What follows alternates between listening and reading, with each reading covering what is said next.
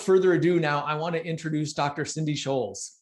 Dr. Cindy received her PhD from UC San Francisco Medical School, where she was trained by Nobel laureates, among other top leaders in the field. She opened her practice as a medical hypnotherapist in 2003 and has spent well over 10,000 hours helping her clients achieve mental wellness and clarity. And if you're a fan of Malcolm Gladwell, you know that 10,000 hours is that magical point at which you become an expert. And she has clearly surpassed that.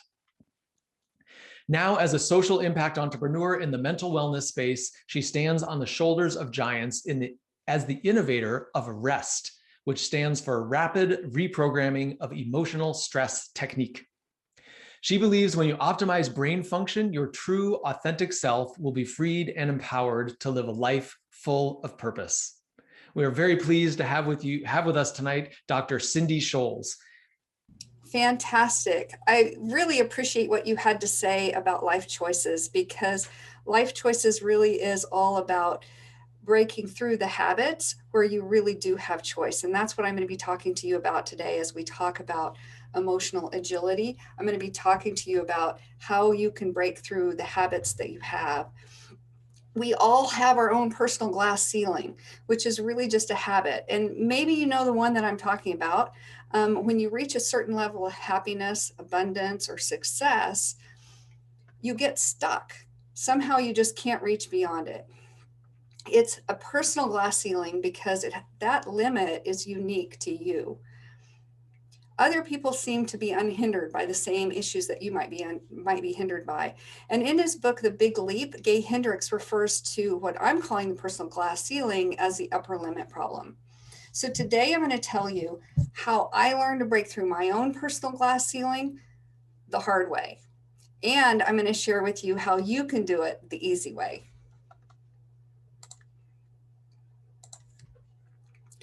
When I was younger, I created success mainly by stuffing and stockpiling my emotions.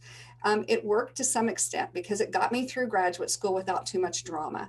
And after I finished my PhD in neuroscience, I became a successful entrepreneur in the wellness industry. And I had 2 beautiful babies and a happy marriage. And I aspired to be more than anything else like my mother, who was a hero to me. She was a university professor, a loving mother, and a well-organized homemaker. It was a high bar to live up to. And in my mid-30s, my life was right on track and my future was bright until one day when I hit my personal glass ceiling. And I didn't see it coming. I remember vividly talking on the phone of my home office with a doctor who was in my business. And we were really excited about the impact that we were making on people's lives with some really good nutrition and being able to help people get their lives together. And just then my 2-year-old daughter started screaming at the door of my home office, and my heart went out to her and I felt her pain. In that moment, I became overwhelmed. I became overwhelmed with negative thoughts and emotions. I felt guilty for loving my life and my business when my daughter was suffering. I was telling myself I was being a bad mother, neglecting my child. And I knew that the doctor could hear the screaming, and I felt this shame of her judgment. And I reacted. Instead of doing the same thing, which might have been to say to the doctor, "Can I call you back? I need to go tend to my daughter." Instead of doing that, I told her I quit and I hung up on her. I rushed to my daughter only to realize that her upset was really about nothing. There wasn't anything really wrong, but the damage to my business was done. I had hit my personal glass ceiling.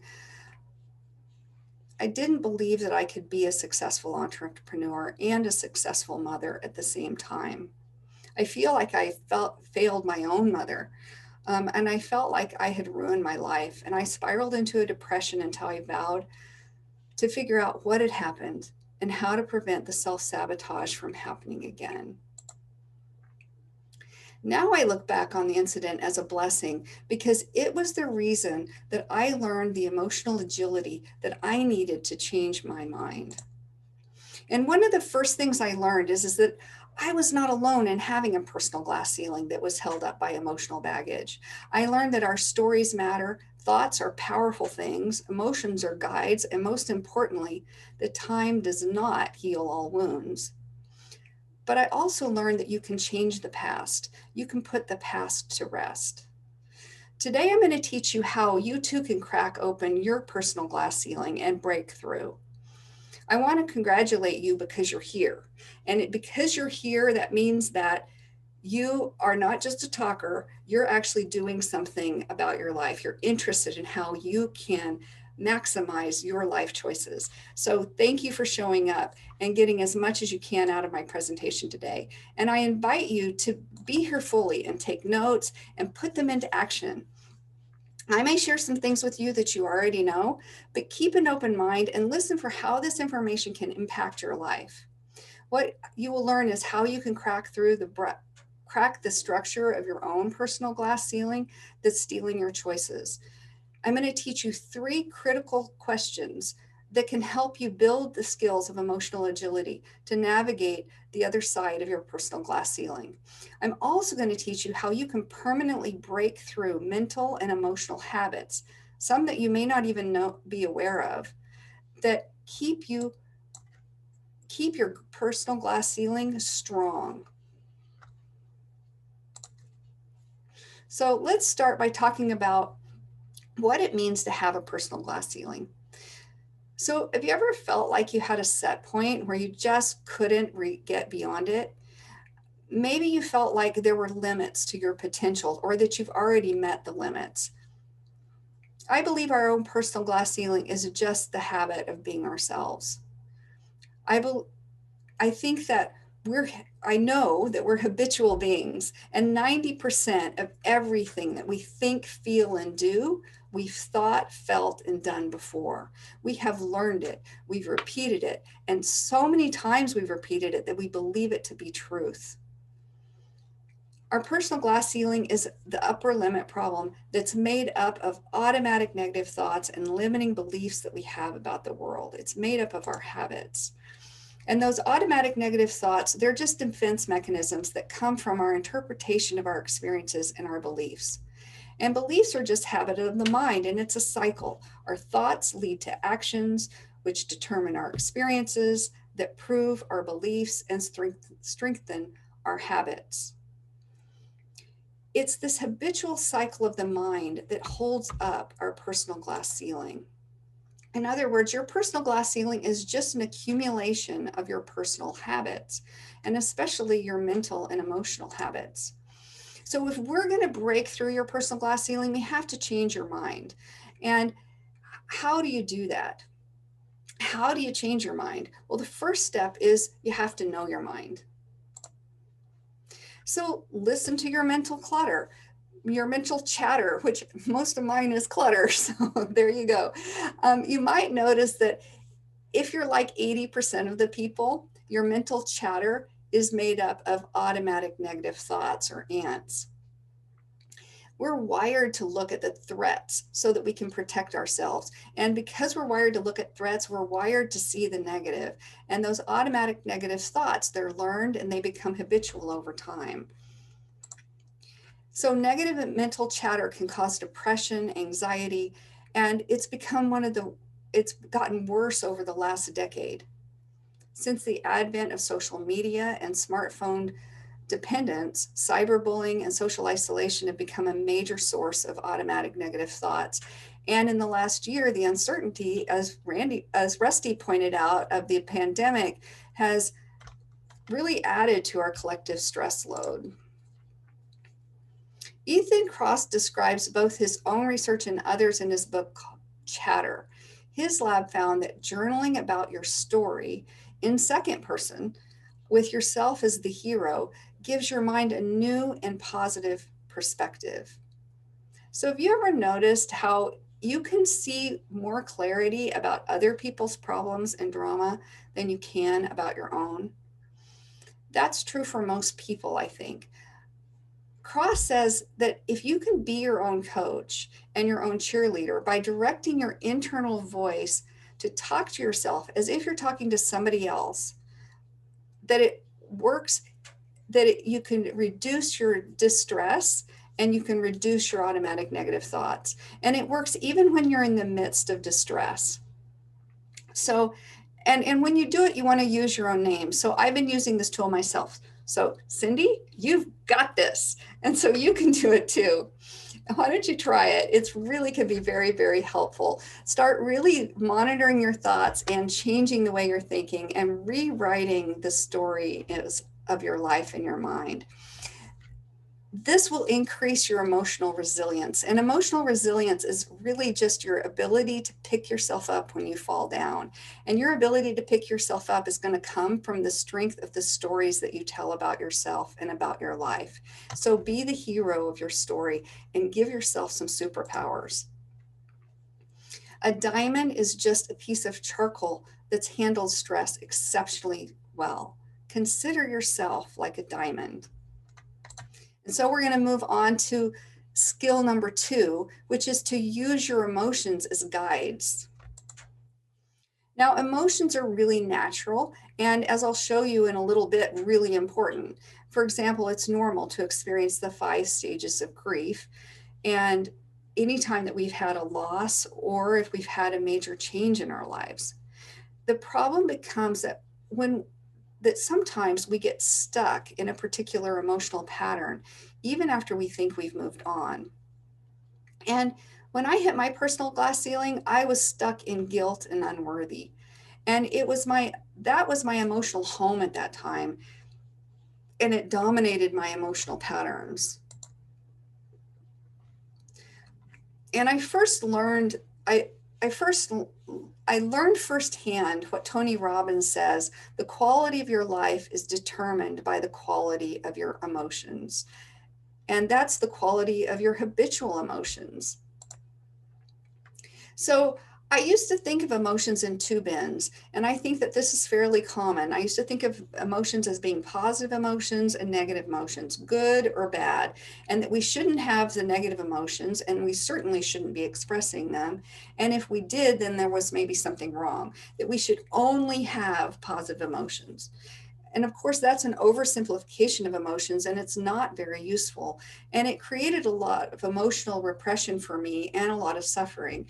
And as I stuffed my emotions, eventually they exploded out, and sometimes in really inappropriate ways. And when I saw the emotions from a very different perspective, I really had a breakthrough.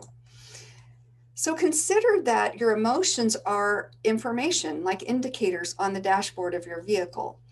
And just like indicators on the dashboard of your vehicle, you want to pay attention to them and treat them like the information that they are. So if your gas gauge, for example, tells you that you're running low on gas, what do? Well, you go get gas, right?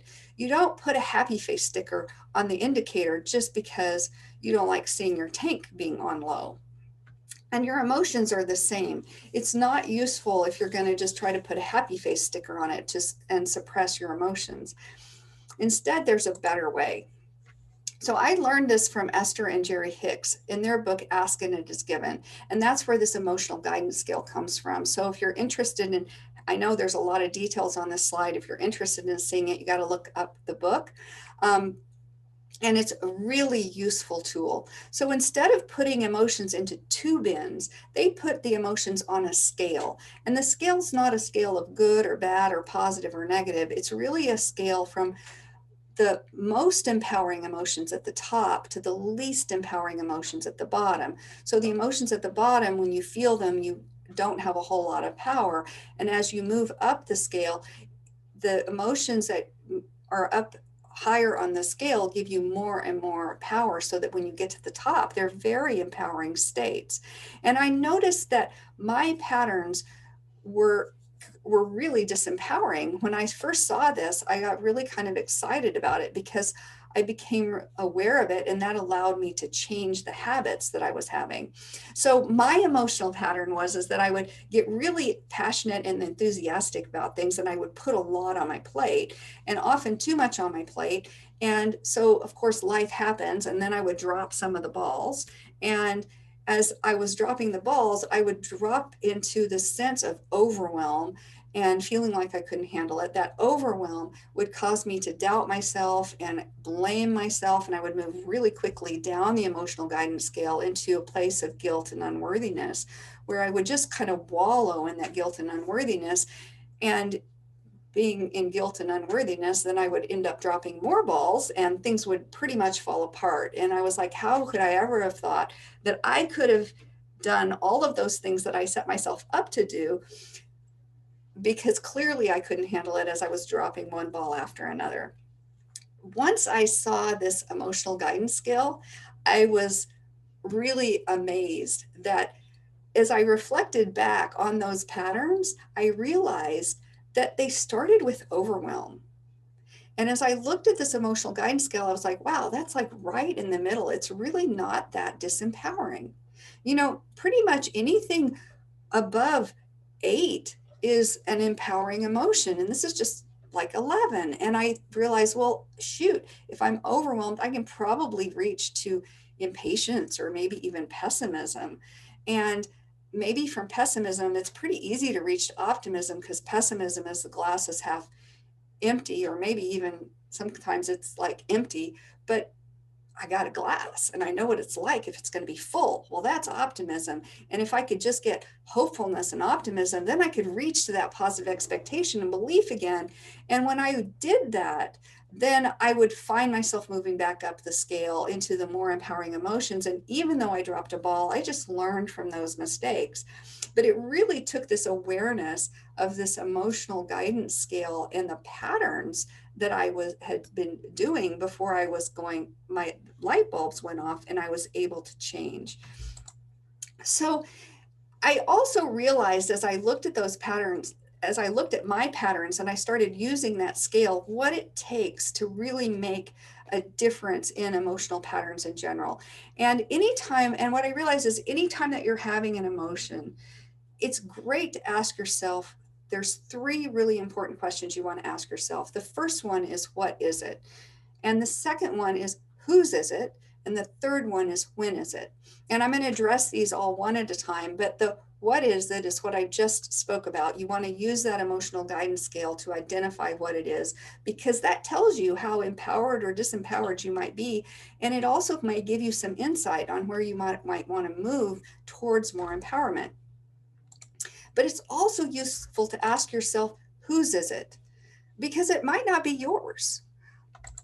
Emotions are contagious. In fact, there was a recent article in it was in Psychology Today, that suggested that the emotional contagions are our second pandemic. And that very well could be true. I mean, certainly if you pay attention to social media at all, you'll see how contagious emotions are that way. But they're contagious, especially when you're interacting with people in person. And this has been studied in great detail by the Heart Math Institute. And part of the reason why emotions are contagious is because when we are experiencing an emotion, it actually changes the way that our heart rhythms are expressed. And as our heart rhythm changes, it changes our energy field as well. And we can tell what's going on for somebody else. So I love this slide because it shows you the heart rhythm of somebody who is feeling frustrated, and you can see how incredibly erratic that is. And if you can shift your emotions from frustration into appreciation, it changes your heart rhythm from an erratic state to one that is calm and rhythmic and at ease. And this, we call this coherence, and this broad coherence is a really powerful state of energy for your heart. And it's a powerful state that emanates from you because your heart is your largest electromagnetic organ. And so as you emanate this positive emotional energy, that's contagious. So as it turns out, the frustration is contagious too, not as powerfully as we mentioned, like it's lower on that emotional guidance scale. It doesn't have as much power, but nonetheless, it is contagious. So if the emotion isn't yours, then you want to just let it pass by you. You don't have to tend to it. So just notice that it's there and let it go, and bring yourself back into a place of a more positive emotional state, a more more empowering emotional states such as appreciation. The next question that you want to ask yourself about your emotions is, when is it? And this might seem like a really odd question because most of the time when we're having emotions, we think it's because right now. But the reality is that if you want to, you just want to remember, like, we are habitual beings. Even our emotions are habits, and we have habitual patterns, as I was pointing out before. Emotional patterns that are habits, and those habits are learned in our childhood. So could the emotion that you're experiencing right now be a well-used defense mechanism? That's kind of the question you want to ask yourself when you're asking the when is it. Does the emotion feel familiar? Very often the emotion and the emotional pattern is familiar, which probably means it's a reaction to a past event that was learned. It's a learned reaction to a past event. It's also possible, when you ask the question, when is it, that the emotion is actually about an imagined future. If the emotion isn't 100% relevant to this exact moment right now, then it's not real. So why do I say that? I say that because only the present is real. And this is really true neurologically, that only the present moment is really what's happening. The past, it no longer exists except in our memories. It's just a bunch of neurons firing that have wired down because of memory. And the future doesn't exist yet except in our imagination. So it's the present that you want to pay attention to. So if emotions are from the past, then you can just let them be. So begin to foster an emotional awareness practice. This is what I recommend, that you reflect on the emotions that you've had during the day and you ask yourself those 3 questions and you just allow them to be. If for some reason your emotions are feeling particularly overwhelming, you want to just remember that you can allow them no matter how bad they might feel. And I've learned the importance of this because Jill Bolte Taylor, a neuroanatomist and author of My Stroke of Insight, discovered after she had had a stroke that damaged her thinking brain that emotions last only 90 seconds if you don't fuel them with your thoughts. So if you can allow your emotions without thinking about them, without giving them fuel to keep them going, then they'll just dissipate away. So this builds your emotional agility. Emotional agility is just your ability to navigate the emotional world, to be in the flow of life. So use the emotional guidance scale and the 3 questions to develop your emotional agility. And then choose what emotions you focus on. Focus on the most empowering ones and let the least empowering emotions pass. Where your focus goes, your life energy flows. And that's a wonderful quote from Tony Robbins, who's got a lot of good stuff to share. So this brings me to skill number 3. Skill number 3 is change the past. But most of the time when you ask the question from the 3 questions I just spoke about when is it, the answer is going to be it's from the past. And that's because our automatic negative thoughts and our emotions are habitual. Like we said, they've been learned, they've been repeated over and over again until they become so familiar that they seem to be part of our personalities. And this is especially true with people who've had adverse childhood experiences. There was a landmark public health study that was started in 1995 by Kaiser Permanente and the CDC. And this study was studying 17,000 adult participants, and they did a questionnaire, a survey to find out whether or not they had experienced as children abuse, neglect, addiction of a parent, incarceration of a parent, divorce of parents, or domestic violence in their household. The research was conducted over a total of 25 years so far, and it's had 80 publications so far. And the results have been very significant. And it's really pretty profound because it turns out in the United States, 67% of Americans have at least one adverse childhood experience that they recall. And 17% have 4 or more adverse childhood experiences. That's nearly 20% of our population. And so we have a tremendous amount of childhood trauma in our society, but we don't live in a particularly trauma conscious society. Trauma, especially childhood trauma, I think is the biggest pandemic. To give you an example, 1 in 5 women are raped, 1 in 5 people are abused before the age of 18. 1 in 3 couples experience domestic violence. And since 2001, a number of women killed by male domestic partners or family members exceeds all of the Americans killed in 9/11 and the wars in Iraq and Afghanistan. And for every soldier that's diagnosed with PTSD, 10 children are diagnosed with developmental trauma disorder from caregivers at home.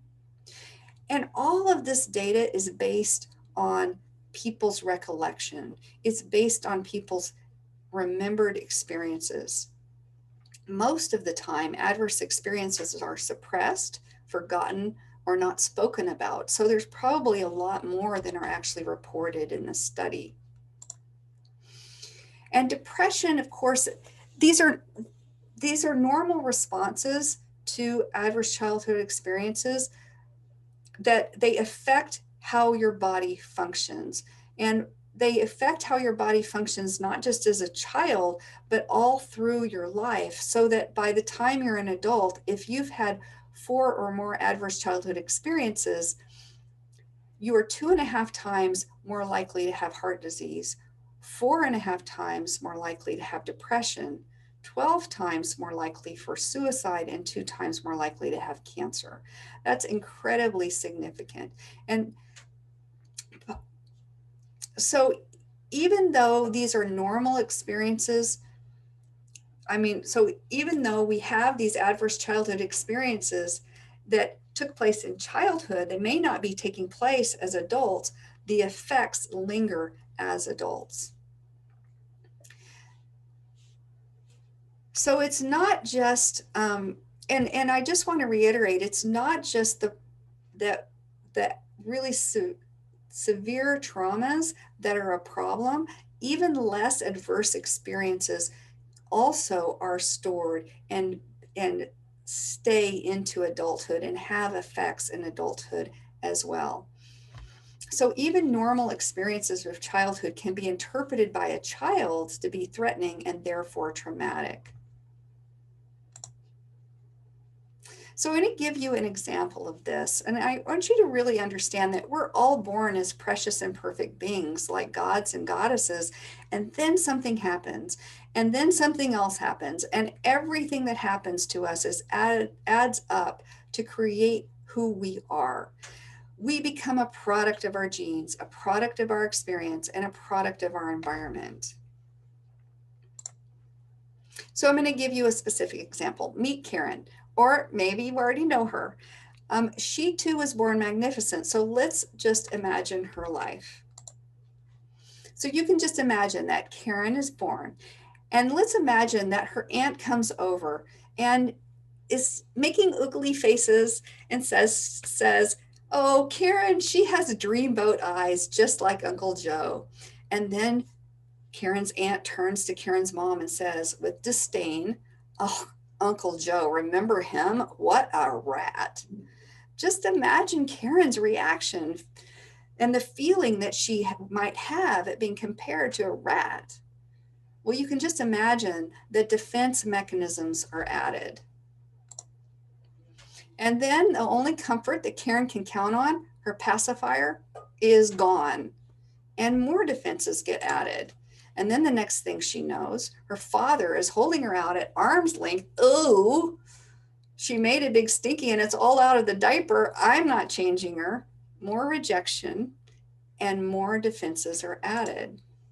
And to make matters worse, when Karen achieved that hard-earned success of putting her shoes on for the very first time all by herself, her mother comes in a rush, takes them off and puts them on the right feet with no acknowledgement of the accomplishment. More honor, more armor is added, more defense mechanisms, and all of this is happening before she even turns 3 years old. So we all have incidences in our life like that. We all learn emotional defense mechanisms that get repeated throughout our childhood and into adulthood. This is how it is really for all of us.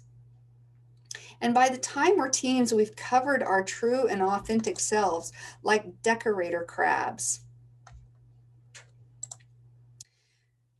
When we're programmed with defense mechanisms, it's difficult to have the emotional agility that we need to navigate complex emotions as adults. Our emotions may be guiding us from the wrong time.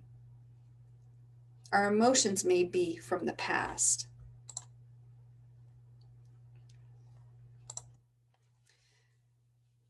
So if we really want to break through our personal glass ceiling, we have to change our emotional habits from the past. But how many times have you been told that you can't change the past?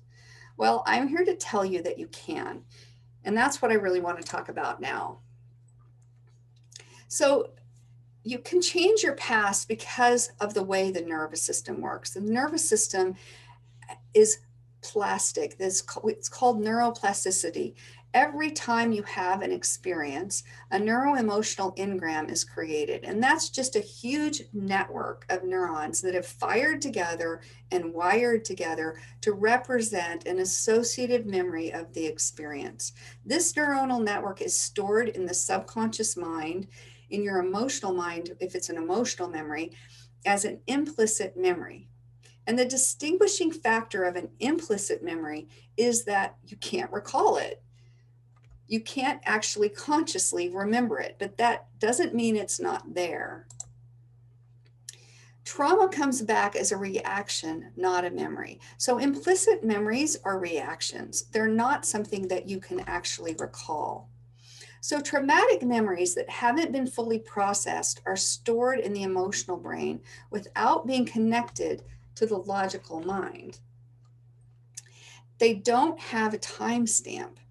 And when something stressful happens, our emotional brain, or the amygdala, activates our lizard brain, the brainstem, and our autonomic nervous system, and that keeps us safe. It activates our stress response to keep us safe. When these protective emotional defense patterns get triggered, it keeps us from thinking clearly. That's because your lizard brain hijacks your logical brain. So when your threat response gets activated and you get triggered, your logical brain can't function as well and you lose peak performance.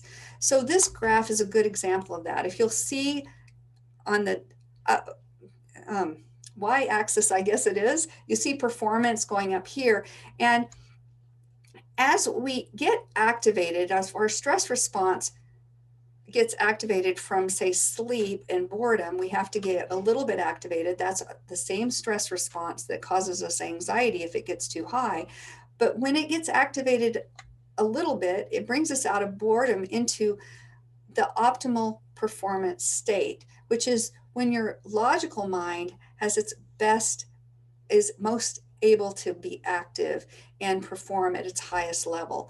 If the stress response, though, continues to increase, if you feel like there's a threat in your environment and you continue to get those defense mechanisms activated by the lizard brain, then it starts to decrease your optimal performance and your cognitive performance.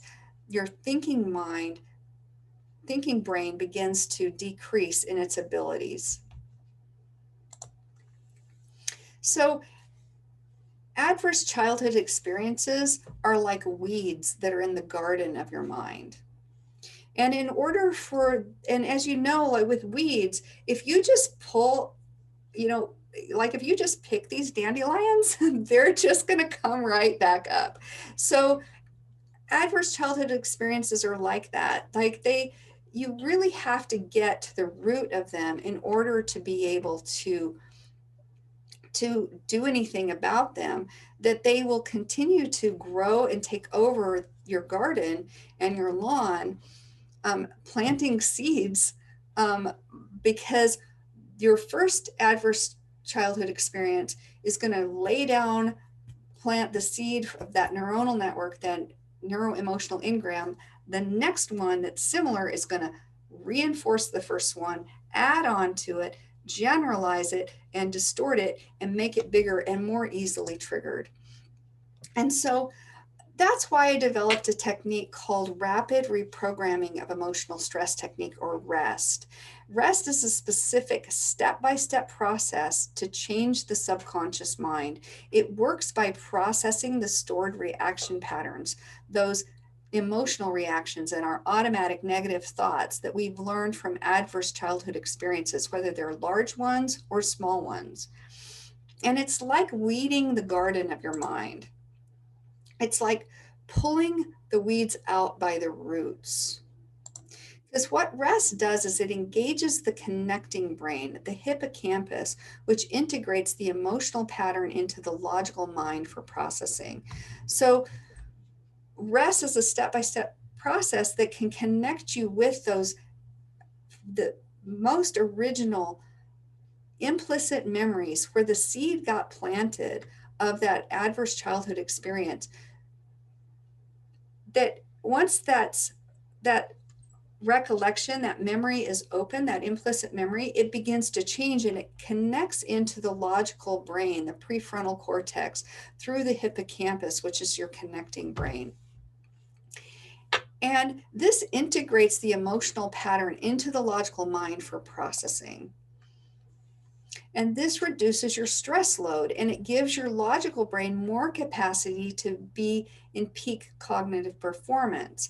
And it increases your emotional resilience. And your emotional resilience is just how broad this gray strip is.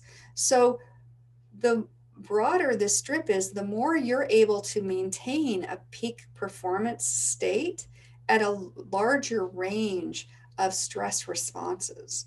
And so when you can clear out some of the old emotional habits and patterns that got started with adverse childhood experiences, you can actually start to broaden your ability to have your mind, your conscious mind, be active. And that conscious mind, that logical mind, that's the one that is available to make choices. So between stimulus and response, there is a space. In that space is our power to choose our response. In our response lies our growth and our freedom. That space requires our executive function, that logical brain, to be active. If our lizard brain is taking over, if we're in an automatic response, reaction pattern, a defense mechanism, there is no space. We're just reacting. And if there is no space, there is no choice. And so to really maximize the choices of life, you want to increase that space so that it's big enough that you can step in and make the choice that's available for you. Because as Viktor Frankl says, it's there, it's in that space. When you choose what you want your response to be, that our growth and our freedom occurs. So changing your life means changing your past. So I want to tell you a little bit about Joe. He's a successful chief operating officer of a startup company that's doing really well. And he came to one of my REST students last week, someone who's learning to be a REST coach, and he was feeling really overwhelmed with his corporate workload. And he was worried about managing his own personal priorities with those of the corporate stakeholders. And he didn't want to let anybody down, not even himself. And through the rest process, it was discovered that the first time he had this experience and reacted the way that he was feeling, with this sense of overwhelm and this concern about letting people down, was when he was 8 months old. It was something that he had never considered and certainly didn't remember. But it was determined with biofeedback in the rest process that he was at the playground with his older brother, and instead of playing with him, his older brother ignored him and went to play with some other friends. And being 8 months old, Joe wasn't really able to follow him and join in the fun, and was really left alone to fend for himself. He felt let down and overwhelmed, trying to find a way to engage with his brother and play. That adverse experience was never consciously remembered until the rest session, but it stored that memory in his emotional brain. It was an implicit memory. It stored that pattern, it stored the reaction pattern that was starting to come up as he was working in the team in his corporate job. And he was concerned about letting others down, concerned about people letting him down, and so forth, until the rest session. And the rest session helped him process it. It processed that 8-month-old experience from an adult perspective. And the result, the following day, he reported that he had the most productive day he had had in months with great ease. So this was a big breakthrough for Joe, who was letting his corporate responsibilities get in the way of his health and personal relationships. A few rest sessions, he broke through his personal glass ceiling. He was able to prioritize more easily, relax, and enjoy the ride as he stepped into the flow of life.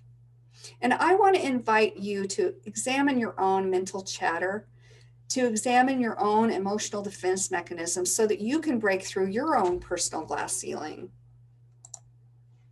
Now you have the tools to break through whatever you might be feeling stuck so that you can change your life. I've shown you how you can change your mind by changing your story. I've told you the 3 questions that you can use to ask about your emotions so that your emotions can be guides to create emotional agility. And I've also told you how you can change your past by putting it to rest, and that's rest with 2 R's. And I want to invite you to examine your own life and use these tools right away so that you can make a difference in your own personal habits and break through your own personal glass ceiling. You are a masterpiece in creation. Rest can be one of the artist tools that can release you from your armor so that you have the emotional agility to break through your own personal glass ceiling.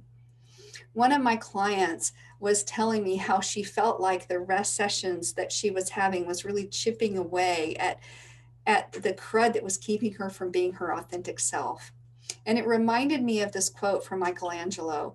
"I saw the angel in the marble," he says, "and I carved until I set him free." And that's what I believe that we can do for ourselves as we change the habits that we have learned from our childhood so that we can be the authentic and magnificent selves we were born to be. So if you want to discover how you can be more masterful at creating your own life masterpiece, I encourage you to schedule a free discovery session with me. It's a little 20-minute or half-hour conversation, and I can support you in whatever your purpose path is so that you can lead a purposeful life. You can do that by going to mindwaveinstituteschedule.as.me/discovery, and that you can sign up for that free discovery session, and I really look forward to meeting you and supporting you on your life path. And I am now open for questions. And so, Rusty, I don't know if there's anything that's come over in the chat. Yes, I am here. And we do have one question that came in on the chat. And if anyone else has one, please feel free to send it into the chat or the Q&A. So this question came earlier when you were talking about setting down your emotions. And given that emotions only last for 90 seconds if you don't give them your thoughts, but how do you not give your thoughts to your emotion? Isn't even just acknowledging that they're there in some way giving them thought and energy? Actually, no. I think that acknowledging that then they're there, it doesn't necessarily give them energy. Um, the only thing, what gives the thoughts that give them energy is thoughts that give them meaning. So when I say don't fuel them with your thoughts, if you don't give any meaning to your emotions and you just allow them, you can label them, you can see them on the emotional guidance scale and how empowering they might be. But if you give them more meaning than that, yeah, you're fueling the power of them. So if you're looking at your emotions and thinking that those emotions are telling you something about your life, it may not, that may not be good guidance. It might not be true. And so it will keep those emotions going. And that's especially likely and also a problem if those emotions are something that are reactions from the past. And so, yeah, it's really can be challenging to just let the emotions be, because most of our emotions are reactions, and those reactions are coming from the past, and they're coming, like I said, from our emotional brain and our lizard brain or that autonomic nervous system that are very, very much automatic, and they're not really connected in with the logical executive function mind that's making a choice. And that logical executive function mind that makes a choice, that's the mind that's going to have you just allow the emotions and not think about it. But if it's being driven by your emotional mind and by your automatic defense mechanisms, that's the meaning that's going to be delivered into your logical mind, is coming from there, and that's going to keep fueling the flames. So and you won't have a lot of choice because it's already sort of pre-programmed. So that's one reason why rest is so useful, and I'm just such a big proponent of it, is because it stops you from getting triggered into those patterns. Um, Great. Thank you, Cindy. A couple of questions here. One is just, can you describe a little bit about what a rest session would look like? How does that look like? Who holds it? And also, can you tell us again what REST stands for? And then one piece that kind of builds onto that is, what if you don't know the origin of some of these thoughts? Does that matter? Yeah, that's all. Those are wonderful questions, all of them. So REST stands for Rapid Reprogramming of Emotional Stress Technique. And it's just a way of reprogramming your emotional mind around those emotional habits, and reprogramming your stress and defense mechanisms so that you don't have to keep running them when they aren't effective. The session is a rest session is done by a rest coach. And I think we have close to 30 rest coaches now that are using rest. It's a technique that I developed over the last 17 years or so. And in 2019, I taught my first group of students to do it. I've seen probably thousands of clients, thousands of rest sessions I've done myself. And now there's going to be many thousand with all the rest coaches that we now have. But a rest coach will walk you through a process that's very specific step-by-step process that will use biofeedback to help you identify that most original event where these patterns got set up. You do not have to remember them, and most people don't remember them. Even when we find it for you, a rest coach will help you find it. You still might not really have the kind of recollection you would have of, say, last week. It's more like you just feel it very often. Sometimes you'll get a snapshot or an image, but a lot of times it occurs as an imagination that just seems like, yeah, that could have happened. And then as you do that, you process through that. And it's a very specific processing that we guide you through to cause the neuroplasticity of your mind to just basically change that emotional pattern so it's just not very potent anymore. And I think that might have answered all of those questions, but I'm not sure, Russ. Yes, you got the hat trick. You got them all. Oh, great. So we don't have any other questions that are typed in at the moment, but if anyone has any other things you would like to ask, please feel free to put them in the chat. Cindy, I'm just curious, is there anything that, for people that this resonates with, scheduling a session, like, could you describe what that might look like, and just having a discovery call with someone? Yeah, a discovery call is really pretty simple. A discovery call is really an opportunity to have a conversation, to reflect on what your goals are and what your obstacles might be, to start looking at, are you connected with your life purpose? If not, what's stopping you from being connected? If so, are you living it? And if not, what's stopping you from living it? And if so, what can I support you with, if anything, to have that grow bigger for you, or for you to feel balanced in your life? And so, in a sense, it's like looking for, what are your goals? And then, is there a personal glass ceiling that's preventing you from really reaching your optimal potential and meeting your goals and the dreams that you might have? That's really what it's about. It's an opportunity for you to do a little bit of reflection. Which is such a wonderful offer in the, considering that the theme of this whole speaker series is about embracing life's choices. And here we are with March 4th on this day, about marching forth with your life and carrying forward towards, the direction that you want to carry your life. So it sounds like a great opportunity. So I don't know if we have one more question here that just came in, and maybe that'll be our last one, which is, what does a rest technologist do to release the stuckness? So it's, I don't want to reveal our secrets right here, but it's actually would take me too much time. I was trained as a medical hypnotherapist and many, many other techniques, emotional freedom technique, neuroemotional technique, and the list goes on and on and on, guided imagery. So basically what I've done as a neuroscientist, especially, thought about what's the most effective piece of any particular technique, what's its real mechanism of action, what's going on inside the brain that makes it work. And I've taken the pieces of all of those different techniques and kind of put them together in a very straightforward step-by-step process that a rest coach uses to guide your brain through the most effective way to change the subconscious mind.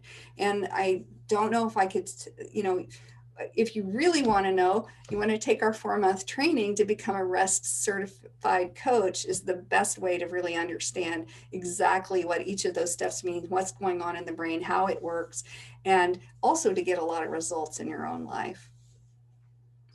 Awesome. So Cindy, can you put up your last slide again that has your contact information? I think that would be great for everybody to be able to see. We've had a couple people also put in the chat that they've worked with you and had great results. So that's fantastic. Good to hear. And thank you for being here with us tonight. Dr. Cindy Sholes, you can see her contact info right there. And I'm sure she would love to hear from you, right?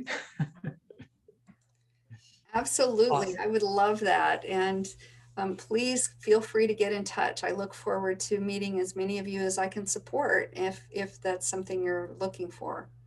Excellent. Well, thank you so much, Cindy, for being here with us this evening. Wonderful, super insightful, interesting, and actionable presentation that you shared with us. So thank you for that.